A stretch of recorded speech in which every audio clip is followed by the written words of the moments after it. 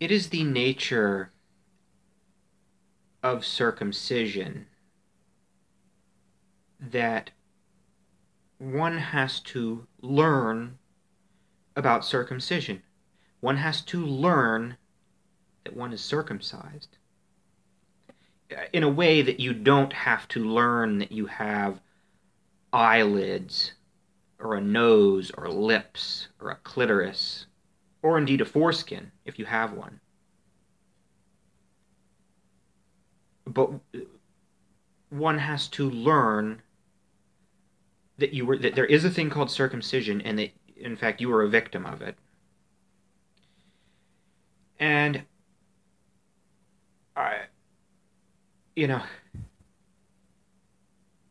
it's also a feature that this is almost always left up to the victim to figure out, right?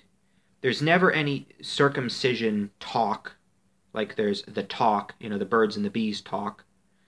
Parents are never going to sit their kids down and explain to them what they did. They're never going to do that. They're never going to willingly do that. They may,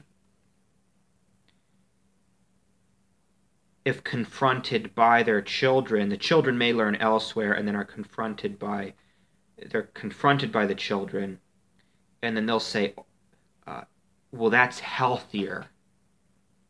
It's more hygienic. And this is just transparently nonsense, as evidenced by a recent video,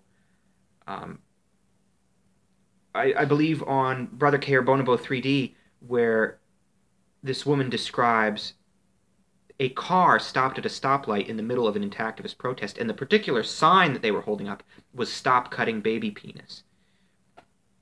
And the windows are down, and there's a boy in the back seat, a young boy.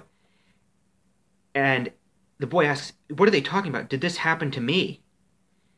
And she says, "Well, it was to make you cleaner."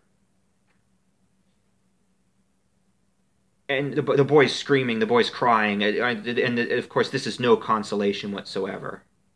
Of course it's not.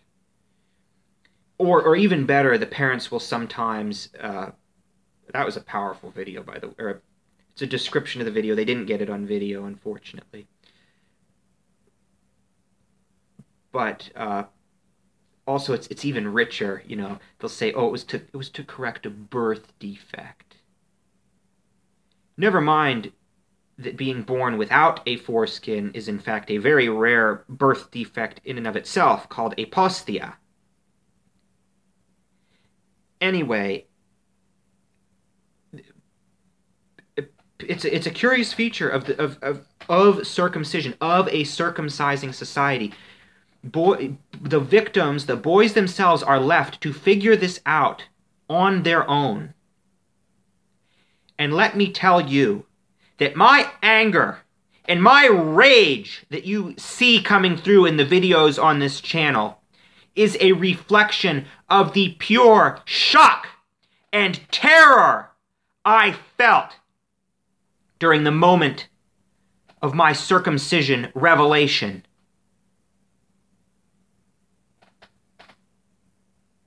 And it has not been blunted by the passage of time.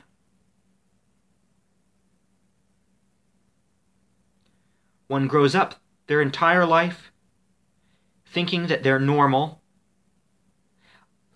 It's interesting. I asked my father, just off the cuff, out of the blue, not really with any context. Well, the context might have been a family member undergoing surgery or something. I asked, I've never undergone a surgery, right? He said, no. You grow up thinking you're normal and natural, and it's just the way the world goes round. And you're slapped in the face one day to learn that they cut off parts of babies' penises with a razor blade as a routine item. And that you're a victim of it. Somebody cut off part of your penis.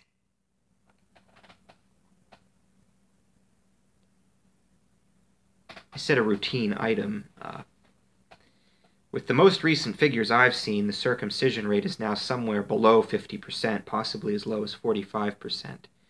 And I've seized on this, I eagerly point out that circumcision is now a clear minority status, and will become an even tinier, isolated, curious, weird minority with the passage of time. I even go so far as to call it, unroutine or non-routine infant circumcision. Spin the words any way you can. But anyway, it's a shock, and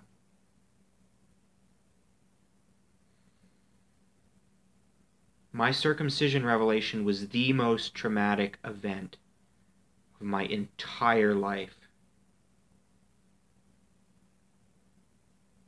I mean, easily worse than child abuse or sexual assault or rape. I mean, your body isn't permanently damaged by a rape, not most rapes. Certainly not by most child molestations or things of that nature. And I mean, I've had people very close to me die. And I would almost say that this is worse than the death of a loved one, because at the end of the day, death is part of nature and everyone expects it coming. But this is just such a perversion of nature. Worse than the death of loved ones. And this event so many years ago has not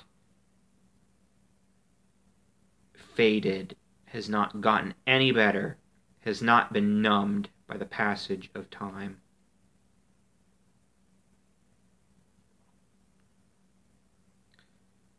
So tell me your experiences. I'm interested to hear about them. I suppose I will be going more into depth about my personal circumcision revelation experience and just the general experience of being a circumcised man, because there actually is quite a bit to talk about, and it'll get quite personal, but we have to talk about these things. If we don't, again, it's this meme of men don't complain. Well, men do complain. Anyway, tell me what you think.